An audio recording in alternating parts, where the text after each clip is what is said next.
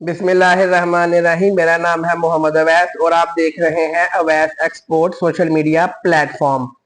Welcome back to my students in our master series of product hunting for exporters of Pakistan, specially Sialkot, जिसमें हम आपको already पता है कि सिखा रहे हैं कि एक्सपोर्ट करने के लिए प्रोडक्ट हंटिंग कैसे की जाती है और क्या प्रोसेसेस फॉलो करने होते हैं। अल्लाह के फजलो करम से आज हमारी 12 रबीउल अव्वल की निस्बत से क्लास नंबर 12 है, जो कि आखिरी क्लास है हमारी इस मास्टर सीरीज की। अगर आप यहाँ तक आ गए हो, इट मीन्स कि आपने पिछली 11 क्लासें वॉच की होंगी। नहीं की तो मेरे यूट्यूब चैनल पे जाएं, youtube.com/@awasexport। वहां पर प्लेलिस्ट होगी मास्टर सीरीज के नाम से, वहां पर जाके पहले पिछली 11 क्लासें वॉच कर ले, फिर इस क्लास का समझने में आपको ज्यादा मजा आएगा। अगर आपको इस मास्टर सीरीज से थोड़ा सा भी फायदा हुआ हो तो ये मास्टर सीरीज डेडिकेटेड है मेरे दादा जान मोहम्मद अयूब के नाम से।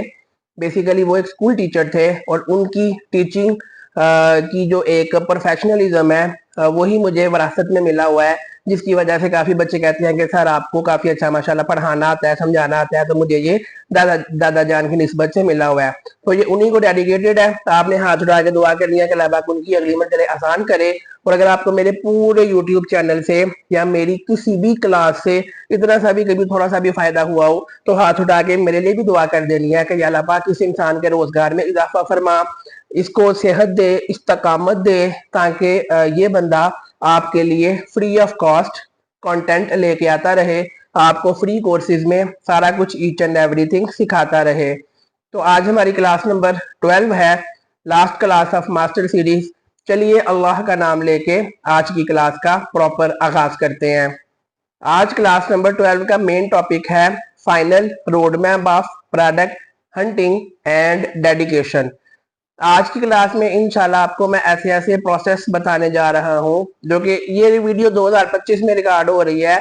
मेरा पूरा ईमान है कि कोई जो है ना 2125 में भी 100 साल बाद भी ये वीडियो देखेगा तो इन्हीं प्रोसेसेस को फॉलो करके वो अपने लिए एक्सपोर्ट के लिए best of the best product hunting कर सकेगा। इंशाल्लाह मैंने इसको अल्लाह के फजलो करम से इस तरीके से डिजाइन किया है कि ये वीडियो कभी भी आउटडेटेड नहीं लगेगी और ये मास्टर सीरीज कभी भी आउटडेटेड नहीं लगेगी। हमेशा कोई भी किसी भी साल में वॉच करे उसे लगेगा कि ये अभी ही वीडियो रिकॉर्ड की गई है और आजकल के दौर के हिसाब से डिजाइन किया गया है। तो आपको जो है ना आज की क्लास में बहुत कीमती चीजें हम सिखाने जा रहे हैं, जो कि शायद किसी ने पहले कभी ना सिखाई हो, और पैसे लेके भी लोग ये चीजें नहीं बताते जो आपको हम अल्लाह के फजल करम से फी सबीलिल्लाह सिखा रहे हैं। बस हाथ उठा के दुआ कर दिया करें, नथिंग एल्स। नंबर 1 है think like a global exporter. इस स्टेप में मैं आपको फर्दर 3 स्टेप जो है वो सिखाने लगा हूं। इन शॉर्ट मैं आपको ये सिखाऊंगा, बल्कि आपने खुद इंप्लीमेंट करना है, सोचना है इस तरीके से जिस तरीके से एक ग्लोबल एक्सपोर्टर सोचता है, जिस तरीके से पूरी दुनिया के जो एक्सपोर्टर्स हैं वो सोचते हैं। ये थॉट प्रोसेस आपके अंदर लेके आना है।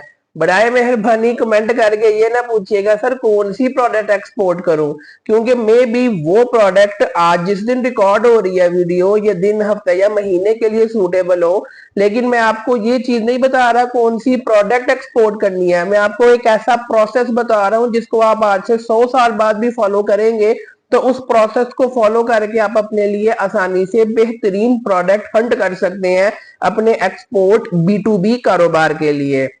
तो इस स्टेप 1 के जो 3 प्रोसेसेस हैं, ध्यान से इसको सीखें। Number 1, don't think local, think international. देखें, जब आप लोकली पाकिस्तान के अंदर अपने शहर में लोगों को चीजें बेचते हो तो थॉट प्रोसेस डिफरेंट होता है, और जब इंटरनेशनल मार्केट में अंग्रेजों को बेचते हो तो थॉट प्रोसेस डिफरेंट होना चाहिए और होता है। नहीं होगा तो आप लोकल बिजनेसमैन ही बन के रह जाओगे, इंटरनेशनल लेवल तक नहीं जा सकोगे। लोकल आपने पाकिस्तान में या सियालकोट सिटी में लोगों को चीजें बेचनी है तो वो लो क्वालिटी की भी इजीली सेल हो जाएंगी, लो प्राइस पे भी जो है ना वो आपको उसमें प्रॉफिट कमाना पड़ेगा, लो प्राइस पे सेल करना पड़ेगा। लोकली तो काम ऐसे ही चलता है। पर जब आप जाओगे इंटरनेशनल मार्केट में तो आपकी प्रोडक्ट की क्वालिटी इंटरनेशनल स्टैंडर्ड ऑर्गेनाइजेशन के मुताबिक टॉप क्वालिटी की होनी चाहिए। आपकी प्रोडक्ट में इंटरनेशनल अप्रूव्ड जो सर्टिफिकेशंस हैं वो सारे के सारे इंप्लीमेंट होने चाहिए। आपकी जो प्रोडक्ट की प्राइस है वो कंपेटिटिव होनी चाहिए आपके कंपेटिटर्स की निस्बत। आपकी जो प्रोडक्ट है उसमें कोई ना कोई यूएसपी होनी चाहिए, या प्राइस बाकियों से कम हो, या फिर बाकियों से क्वालिटी बेहतर हो सेम प्राइसिंग में, या कोई नया फीचर इनोवेशन करके उसमें आप जो है वो ऐड कर दें। जब तक ये चीजें नहीं करेंगे तब तक आप इंटरनेशनल मार्केट के लिए फिट नहीं होंगे और आपकी प्रोडक्ट भी इंटरनेशनल मार्केट में फेल हो जाएगी। Number 2, understands buyer psychology, trends and data. Buyer psychology को आपने समझना है कि जो इंपोर्टर्स होते हैं B2B के, वो किस तरीके से सोचते हैं, समझते हैं, उनका सोचने का क्या तरीका है। लकीली आपके लिए मैंने एक कंप्लीट फ्री कोर्स रिकॉर्ड करके अपने YouTube चैनल पे अपलोड कर दिया हुआ है। मेरे YouTube चैनल youtube.com/@awasexport में जाएं, वहां प्ले लिस्ट होगी बिनते अवैस के नाम से। बिनते अवैस प्ले लिस्ट में जाए, वो 12 रबीउल अव्वल की निस्बत से 12 क्लासेस है उसमें, जिसमें मैंने बड़ी ही तफसील से डिटेल में बायर साइकोलॉजी को समझाया है कि बायर की साइकोलॉजी को कैसे समझते हैं। कौन से बायर की साइकोलॉजी? जो इंपोर्टर होता है B2B बल्क क्वांटिटी का, उसकी साइकोलॉजी को मैंने बड़ा तफसील से समझाया है और बायर साइकोलॉजी के ऊपर पूरा फ्री कोर्स मैंने बनाया है अल्लाह के फजलो करम से। अगर आपको ये जो मेरी जो है ना वो सीरीज ईच एंड एवरीथिंग पसंद आ रही हो तो एक आपका मैं लाइक डिजर्व करता हूं। अच्छा, मैं क्या चीज बता रहा था कि बायर साइकोलॉजी को आपने समझना है। आपने जो डाटा है, जो ट्रेंड्स हैं, जो चीजें आपके सामने रिसर्च के दौरान आती है, उसको सामने रखना है कि भाई मेरा क्लाइंट, उसको क्या चीज चाहिए, क्या नहीं चाहिए, किस चीज की वजह से मुझे ऑर्डर देगा, किस चीज की वजह से मुझे मेरा ऑर्डर जो है वो कैंसिल कर देगा, डाटा क्या कहता है, डिमांड क्या कहती है। ये सारी चीजें सामने रख के आपने मार्केटिंग और एडवर्टाइजिंग करनी है, अदरवाइज मार्केट में फेल हो जाओगे। Number 3, every product starts with a problem, find the solution and sell it. हर प्रोडक्ट के अंदर, मतलब दुनिया की हर प्रोडक्ट है वो किसी ना किसी मसले का हल करने के लिए बनाई गई होती है। फिर उसके अंदर फर्दर मसले होते हैं और वो मसले आपने हल करने हैं, तो लोग वो वाली प्रोडक्ट छोड़ के आपसे बाय कर लेंगे। मिसाल के तौर पे बड़ी मैं सादा सी मिसाल देता हूं। नए नए जब एसी आए थे, ठीक है, तो वो इसलिए आए थे कि पंखे की हवा से कमरा ठंडा नहीं होता था।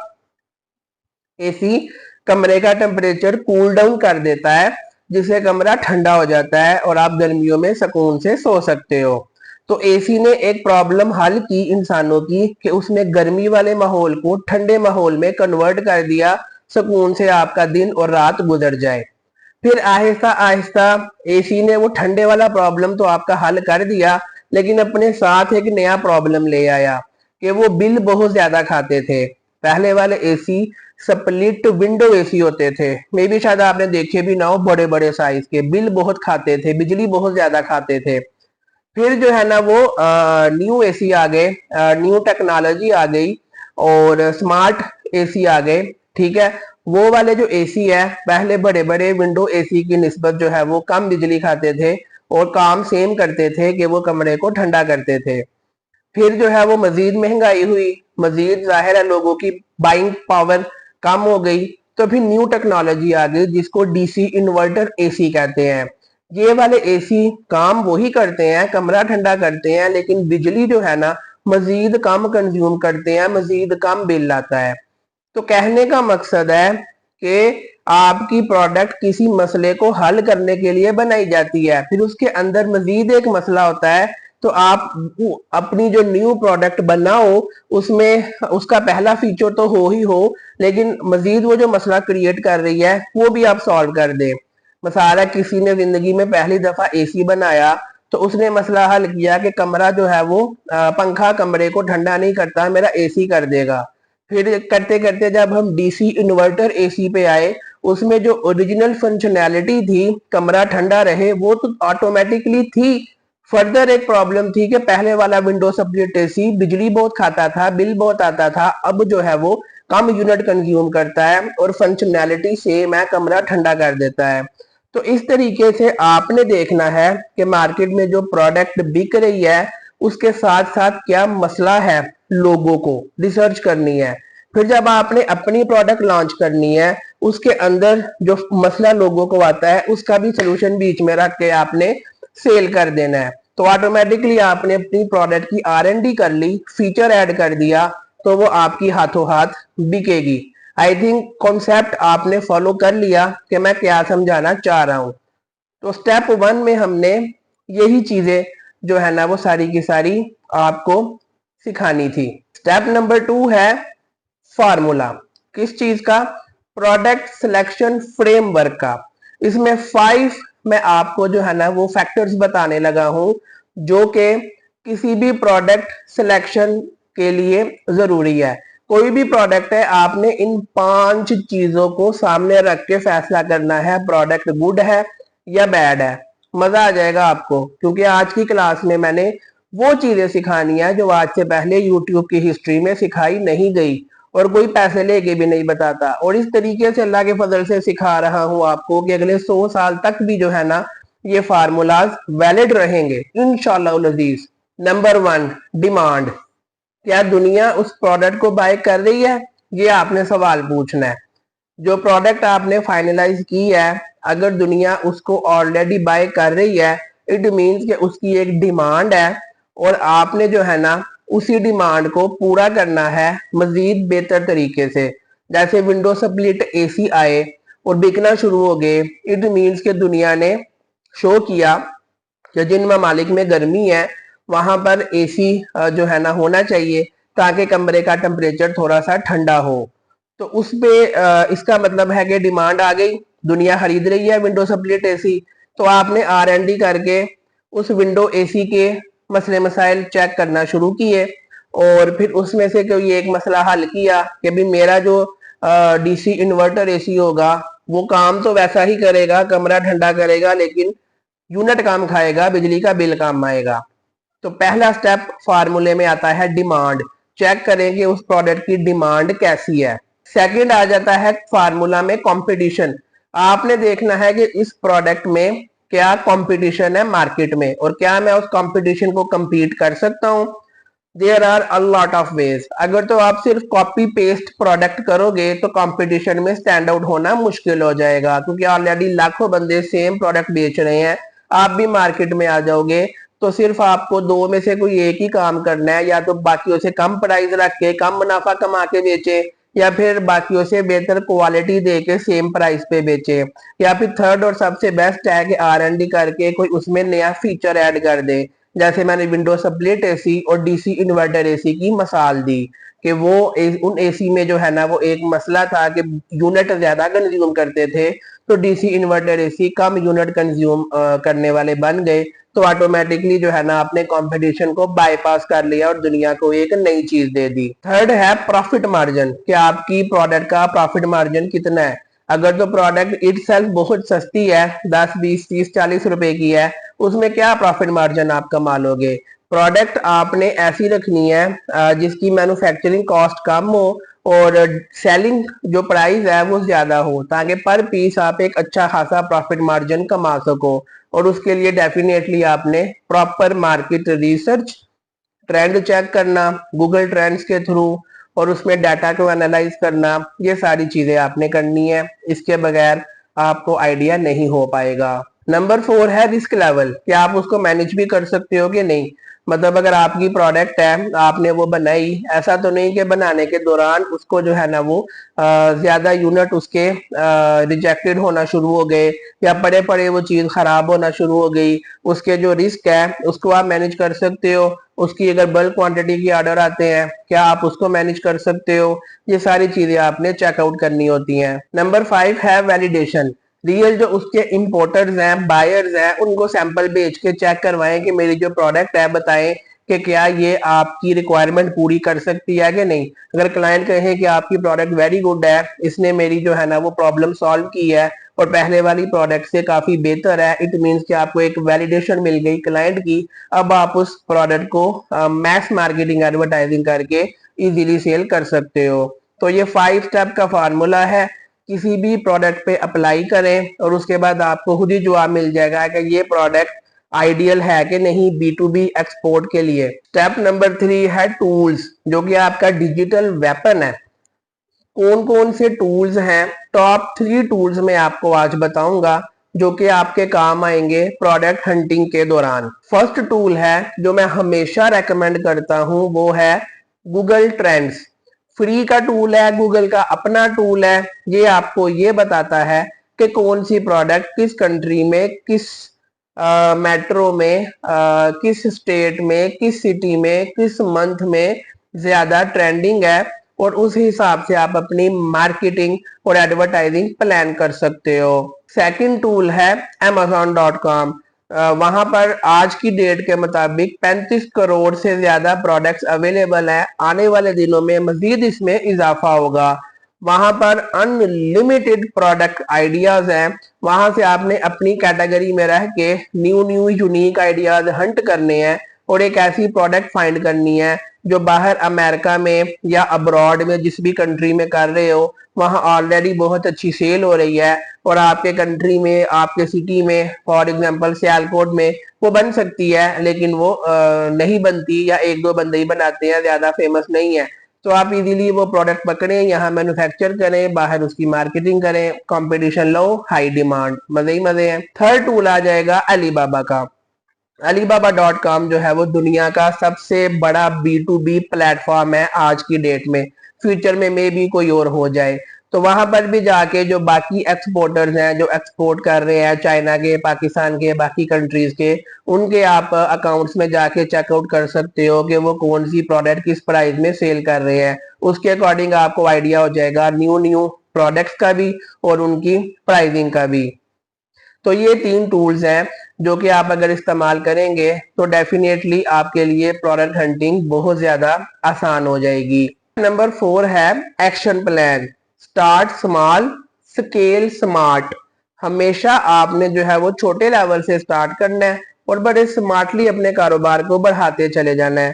4 چیزیں میں آپ کو بتانے لگا ہوں, ویری امپورٹنٹ. نمبر 1, پک 1 پروڈکٹ کیٹیگری. کیا آپ نے ایک ہی کیٹیگری میں رہ کے کام کرنا ہے؟ ملٹیپل پروڈکٹ کیٹیگریز سٹارٹنگ میں آپ کے لیے نقصان دہ ہو سکتی ہیں. Second, do money market research. کہ آپ جو ہے وہ کوشش کریں اس پروڈکٹ کو بجائے بڑے بڑے کنٹری میں چیک آؤٹ کرنے کے, آپ چھوٹے چھوٹے جو کنٹریز ہیں جن کا زیادہ تر لوگوں کو نہیں پتا ہوتا ان مارکیٹس میں جا کے ریسرچ کریں کہ وہاں پروڈکٹ کی کیا ڈیمانڈ ہے, اور اس کے اکارڈنگ آپ اپنا ایک ایکشن پلان بنا سکتے ہیں. وہاں آپ کو لو کمپٹیشن اور ہائی ڈیمانڈ والی پروڈکٹ ایزیلی مل جائے گی. Third number, contact 5 real buyers. جو ریئل آپ کی پروڈکٹ کے امپورٹرز ہیں جو آپ کو سوشل میڈیا سے مل جائیں گے, ان کو کانٹیکٹ کریں, ان کو اپنی پروڈکٹ کا سیمپل فری میں سینڈ کر کے فیڈ بیک ان سے لیں کہ میری پروڈکٹ کیسی ہے. 5 میں سے منیمم 3 بندے کہہ دے گڈ ہے, اٹ مینس کہ آپ کی پروڈکٹ جو ہے مارکیٹ میں جانے کے لیے تیار ہے. اور جن 2 بندوں نے کہا ہو کہ گڈ نہیں ہے, ان سے پوچھے کیا چیز بہتر کرنے کی ضرورت ہے, وہ جو چیزیں بتائے ان چیزوں کو بہتر کر کے دوبارہ سے 5 کو بھیجیں اور پھر فیڈ بیک لیں. جب تک آل کلائنٹس یہ نہ کہہ دے ایوری تھنگ گڈ, تب تک آپ نہیں کہہ سکتے کہ میں نے ایک گڈ پروڈکٹ تیار کر لیا ہے. نمبر 4 میں پہلے ہی بتا چکا کہ send sample collect feed back, کہ آپ نے سیمپل فری میں سینڈ کرنے ہیں اور ان سے جو ہے فیڈ بیک لینا ہے, اس کے مطابق اپنی پروڈکٹ کو امپروو کر لینا ہے. تو ٹپ یہی ہے کہ جو کامیابی ہے ایکسپورٹ میں وہ پروڈکٹ کے اوپر بیس نہیں کرتی, بلکہ وہ آپ کی ہارڈ ورک اور کنسسٹنسی پہ بیس ہے کہ آپ کتنی اچھے طریقے سے اور کتنی محنت سے کسی بھی پروڈکٹ پہ کام کرتے ہو, اور آپ لگے رہو کبھی نہ کبھی ایکسپورٹر بن جاؤ گے انشاءاللہ العزیز, اللہ کے فضل و کرم سے. جب بن جاؤ تو میرے لیے دعا کر دینا یار. سٹیپ نمبر 5 از ڈیڈیکیشن. یہ میری ڈیڈیکیشن تھی میرے دادا جان کی آنر میں کہ میں ان کے نام پہ کچھ ایسا بناؤں کہ آنے والی جنریشنز اس سے مستفید ہو سکیں. میرے دادا جان, میں نے بتایا کہ وہ استاد تھے, اور सियालकोट के हजारों बच्चों को अपनी लाइफ टाइम में उन्होंने टीचिंग की हुई है। मे बी आप वॉच कर रहे हो तो मे बी आपके दादा जान या आपके वालिद उनमें से किसी ने जो है मेरे दादा जान से कभी टीचिंग की हो, अगर आप सियालकोट से हैं तो ये बेसिकली एक जो है ना वो मेरे ग्रैंडफादर को मेरी तरफ से गिफ्ट है। ये सारी की सारी सीरीज जो कि मैं आसानी से इसको पेड कोर्स बना के सेल कर सकता था, लेकिन मैंने इसको फ्री में बना के अपने दादा जान के नाम पे एक जो है ना वो सीरीज को स्टार्ट किया। और आज अल्लाह के फजल से मैंने अपनी पूरी ईमानदारी से इस पूरी सीरीज को बड़े अच्छे तरीके से आपको सिखाने की कोशिश की है। तो आपने बस हाथ उठा के दुआ कर देनी है कि अल्लाह पाक मेरे दादा जान की अगली मंजिलें आसान फरमाए, और मेरे लिए दुआ कर देनी है कि अल्लाह पाक मेरे रोजगार में इजाफा करे, सेहत तंदुरुस्ती दे और मुझे इस्तकामत दे कि मैं आपके लिए ऐसे फ्री में कंटेंट लेके आता रहूं। एंड में मैं यही कहूंगा कि अपनी जिंदगी में कुछ ना कुछ ऐसा क्रिएट करें कि वो आपकी लेगेसी बन जाए और आने वाली जनरेशन उससे मुस्तफीद हो सके। मिसाल के तौर पे मेरा ये यूट्यूब चैनल है जो सिर्फ एक्सपोर्ट के टॉपिक पे बनाया गया है, और पाकिस्तान खास तौर पे सियालकोट के बच्चों को सिखा रहे हैं कि एक्सपोर्ट का कारोबार कैसे स्टार्ट कर सकते हैं, और फ्री ऑफ कॉस्ट सिखा रहे हैं। ये वीडियोस लाइफ टाइम मेरे यूट्यूब चैनल पे रहेंगी। इंशाल्लाह मेरे दुनिया से जाने के बाद भी आने वाली जनरेशन इससे मुस्तफीद होती रहेंगी। तो आपने भी जिंदगी में वादा करना है कि अपनी जिंदगी में कुछ ना कुछ जो है ना वो आप जरूर जो है ना ऐसा क्रिएट करें कि जो आपके जाने के बाद भी जो है लोगों की दुआएं आपको मिलती रहे और आपकी एक लेगेसी क्रिएट हो। पॉजिटिव कंटेंट सोशल मीडिया पे डाला करें, ऊट पटांग कंटेंट डालेंगे, मे बी आज आपको व्यूज मिल जाए, पैसे मिल जाए, लेकिन आहिस्ता आहिस्ता आज से 5 साल बाद, 10 साल बाद, 15 साल बाद, 20 साल बाद आपके बच्चे जब वो कंटेंट देखेंगे तो डेफिनेटली वो आप पे प्राउड फील नहीं करेंगे। तो आपने जब भी कोई वीडियो सोशल मीडिया पे डालनी है, आपने ये सोच के डालनी है कि मेरा बेटा या बेटी अगर मेरे साथ बैठ के ये वीडियो देखे जो मैं बना रहा हूँ तो क्या वो मेरे पे प्राउड करेगा या शर्म महसूस करेगा।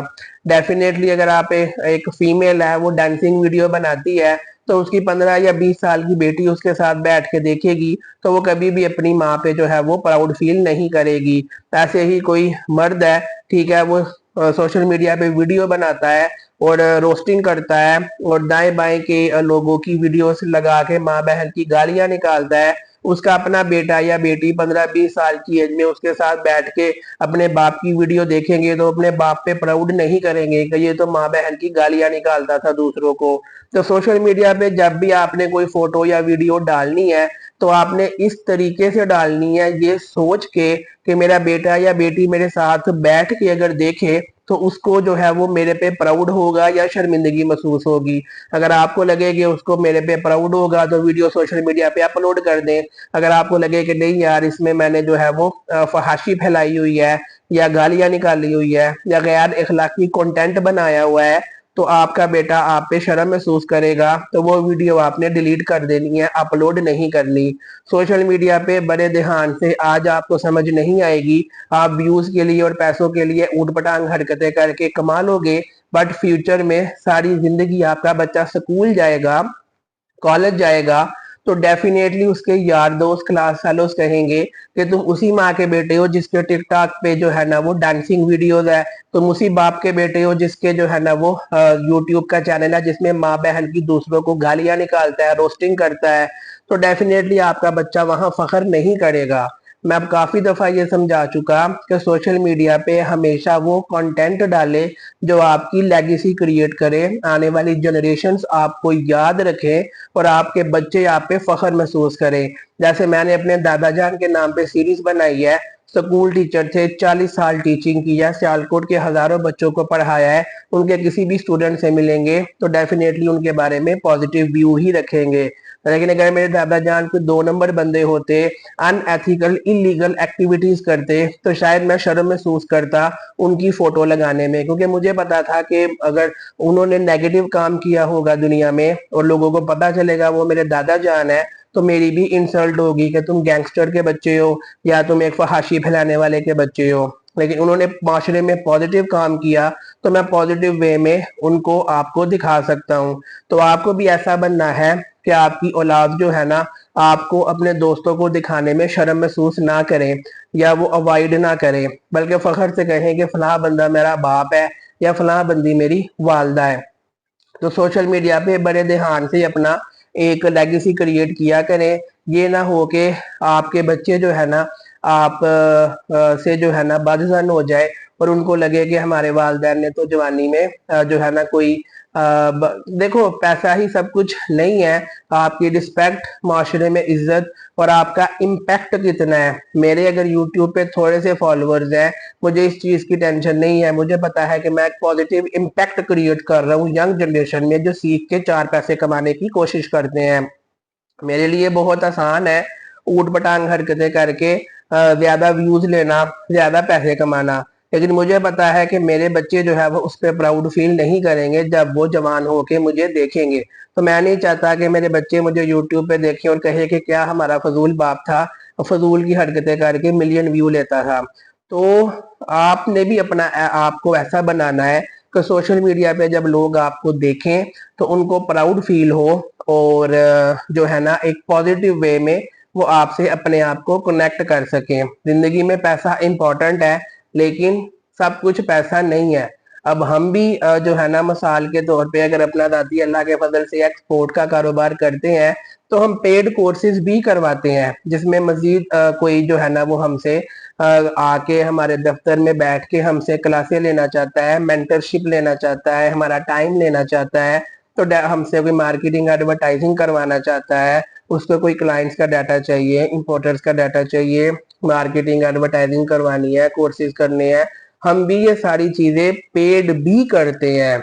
लेकिन कहने का मकसद है कि फ्री में भी कुछ ना कुछ आपने प्रोवाइड करना होता है, ताकि पॉजिटिव वे में लोग जो है ना वो आपको याद रखें। ऐसा नहीं कि आप सारा कुछ पेड ही करते रहो, फ्री में किसी को आप जो है वो फायदा ना दे सको। पैसे कमाने डेफिनेटली जिंदगी में जरूरी है, लेकिन इतने भी जरूरी नहीं है कि आप अपनी इज्जत का सौदा कर दें और आप जो है ना वो पैसों के पीछे पागल हो जाएं और लोगों को धोखा या फ्रॉड जो है ना वो करना स्टार्ट कर दें। फी सबीलिल्लाह अपना एक सेपरेट आप मॉड्यूल रखो और जो पेड वाला सिस्टम है उसको आप जो है वो सेपरेट रखो। और बोथ केसेस में, चाहे आप यूट्यूब से मेरे से फ्री में सीखें या मेरे दफ्तर में आके मेरे से फ्री में सीखें या कोई सर्विस लें, तो बोथ केसेस में हम ऑनेस्टी से, ईमानदारी से गाइड करते हैं। अगर एक बच्चा आ जाता है जो कहता है कि मेरी जेब में जो है वो 10 रुपए भी नहीं है और मैंने एक्सपोर्टर बनना है, तो डेफिनेटली मैं अपने 4 पैसे कमाने के लिए उसको ऊट पटांग गाइड नहीं करूंगा, क्योंकि एक्सपोर्ट करने के लिए आपकी जेब में 4 पैसे होने चाहिए। हम स्ट्रेट फॉरवर्ड कह देते हैं कि अगर आपके पास मेरी सिर्फ फीस देने के पैसे हैं लेकिन आगे मार्केटिंग एडवर्टाइजिंग करने के पैसे नहीं है, तो मैं आपसे फीस नहीं लूंगा। क्यों? क्योंकि मैं आपसे फीस लूंगा, मेरा तो फायदा हो जाएगा, लेकिन आपके पास फीस के अलावा कोई जो है ना वो मार्केटिंग या एडवर्टाइजिंग करने का बजट नहीं बचेगा, तो मैं आपको फायदा नहीं दे सकूंगा। और एक ऐसी कमाई जिसमें आपको फायदा ना हो, मेरा ही फायदा हो, वो अकॉर्डिंग टू मी हक हलाल की कमाई नहीं होती। तो हम इस तरीके से हर बच्चे को एडमिशन भी नहीं देते, मेक श्योर करना होता है कि अगला एक्सपोर्टर बन भी सकता है कि नहीं।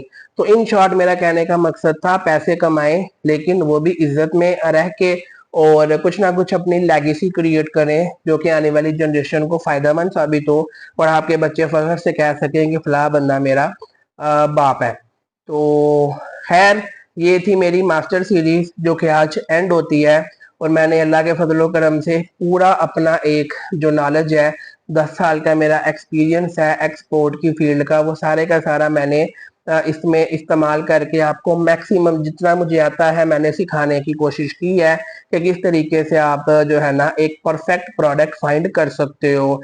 लास्ट में मेरे पास अल्फाज नहीं है, कोई भी क्वेश्चन हो कमेंट करके पूछ लें, वीडियो को लाइक कर दिया करें, दोस्तों के साथ जो एक्सपोर्टर बनना चाहते हैं उनके साथ शेयर कर दिया करें, चैनल को सब्सक्राइब कर दिया करें, हौसला मिल जाता है।